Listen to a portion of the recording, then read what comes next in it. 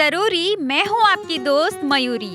हाय hello નમસ્કાર સલામ દોસ્તો, આવી ગઈ છું તમારા માટે એક નવી સ્વાસ્થ્ય સમસ્યા પર વાત કરવા માટે રેડિયો નઝરિયા 107.8 આવાજ અમારી પર કાર્યક્રમ સ્વાસ્થ્ય સંકલ્પમાં। આજનો સ્વાસ્થ્ય સંકલ્પનો વિષય ખાસ કરીને મહિલાઓ અને યુવાનો માટે ખૂબ જ મહત્વનો છે। ઘણા લોકોને વારંવાર થાક લાગે છે, વજન અચાનક વધે છે કે પછી ઘટી જાય છે, વાળ ઝરવા લાગે છે, પણ ખબર જ નથી પડતી કે અંદરથી શરીર શું સંકેત આપી રહ્યું છે।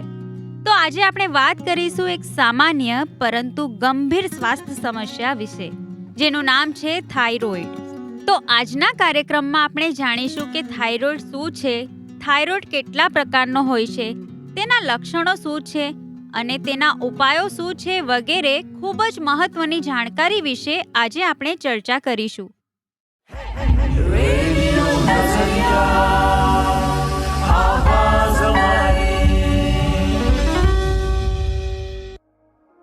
આ થાઇરોઇડ શું છે? થાઇરોઇડ એ આપણા ગળાના આગળના ભાગમાં આવેલું નાનું ગ્રંથિ છે।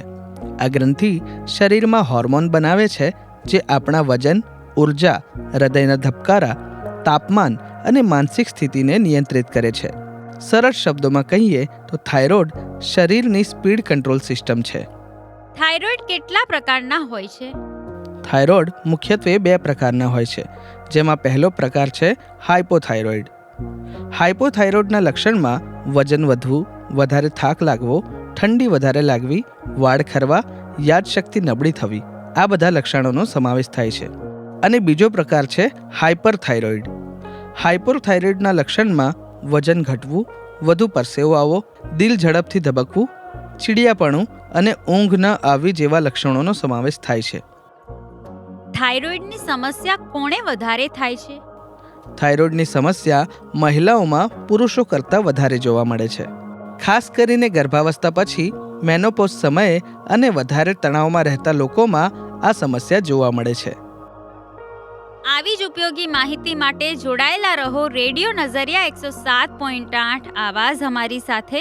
મળીએ થોડી જ વારમાં એક નાનકડા બ્રેક પછી।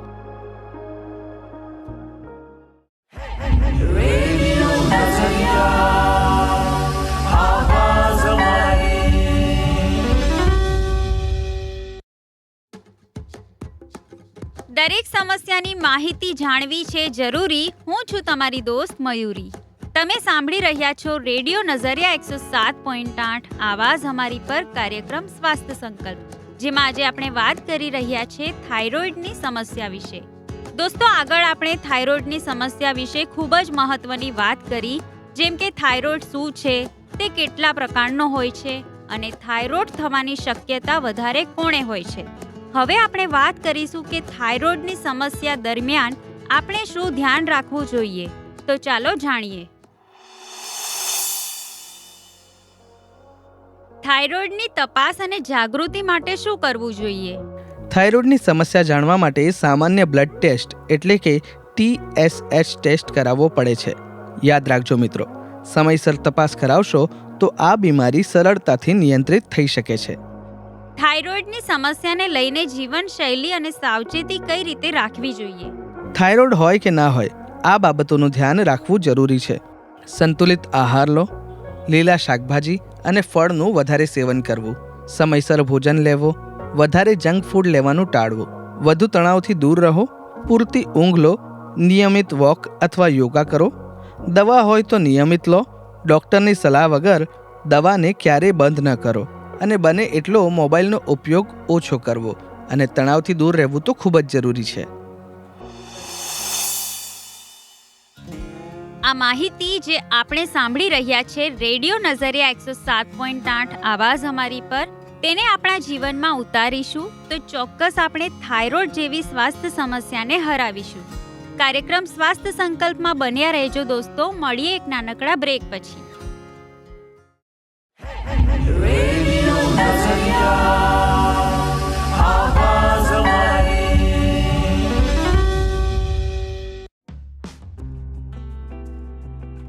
26 વર્ષની એક યુવતી જેને 2 નાની બાળકી છે, વધારે તણાવમાં રહેવાથી તેને થાઇરોઇડની સમસ્યા થઈ ગયેલી।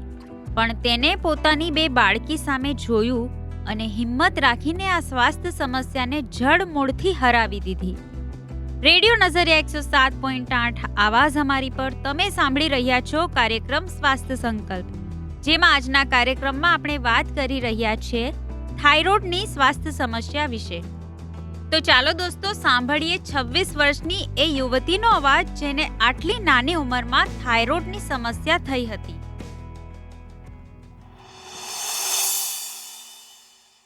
મારું નામ છે કોમલ ખટીક. હું ઘરમાં હાઉસવાઈફ છું, ઘરે જ રહું છું, ઘરકામ. થાઇરોઇડ આવ્યું હતું, એમાં શું થયું એકચ્યુઅલી કે 2-3 મહિને મને પીરિયડ્સમાં એને પ્રોબ્લેમ થઈ હતી. 1.5 મહિને પીરિયડ્સ આવતા હતા અને જે ગળા નીચે છે ને એનું ભાગ વધતું હતું. એટલે પછી મેં રિપોર્ટ કઢાવી.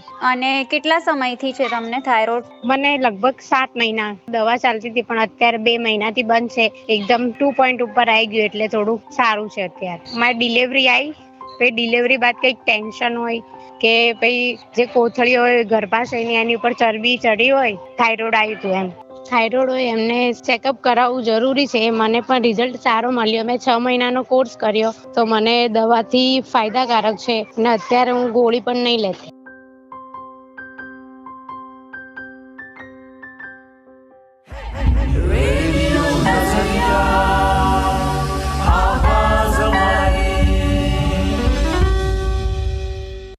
જેમ કોમલે થાઇરોઇડની સ્વાસ્થ્ય સમસ્યાને હરાવી છે, તેમજ આપણે પણ જો દરેક સમસ્યા પ્રત્યે સાવધાની રાખીએ તો તેને ચોક્કસ હરાવી શકીએ છીએ. તમારી નાની નાની આદતો મોટો ફેરફાર લાવી શકે છે. ઘણા લોકો માને છે થાઇરોઇડ એટલે જીવન પૂરું, દવા શરૂ એટલે કદી બંધ ન થાય. પણ હકીકત એ છે કે યોગ્ય સારવારથી લોકો સામાન્ય જીવન જીવે છે. અને જાગૃતિ હોય તો ડરવાની બિલકુલ જરૂર નથી. દોસ્તો, શરીર જે સંકેત આપે છે તેને અવગણશો નહીં. વારંવાર થાક, વજનમાં ફેરફાર, મૂડનું અચાનક બદલાઈ જવું, આ બધું સામાન્ય નથી. સમયસર તપાસ, સાચી માહિતી અને જાગૃતિ એ જ સાચી સુરક્ષા છે. તમે સાંભળી રહ્યા હતા રેડિયો નઝરિયા 107.8 આવાજ અમારી પર કાર્યક્રમ સ્વાસ્થ્ય સંકલ્પ. આવી જ ઉપયોગી માહિતી માટે અમારા સાથે જોડાયેલા રહો. આજના કાર્યક્રમને લઈને તમારો કોઈ સવાલ કે સુઝાવ હોય તો તમે અમને સંપર્ક કરીને જણાવી શકો છો. અમારો નંબર છે 8849749472. નંબર ફરી રિપીટ કરું છું, 8849749472 પર. સાથે જ વધુ જાણકારી માટે અમારા સોશિયલ મીડિયા એકાઉન્ટને ફોલો કરવાનું ભૂલતા નહીં.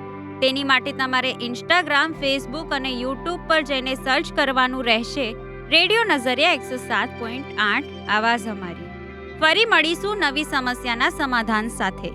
ત્યાં સુધી સાંભળતા રહો રેડિયો નઝરિયા 107.8 આવાજ અમારી અને હું છું તમારી દોસ્ત મયુરી. નમસ્કાર.